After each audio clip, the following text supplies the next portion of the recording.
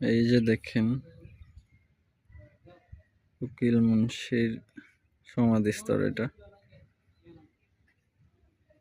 আর এটা ওনার আত্মীয় হবে মনে হয় মেবি।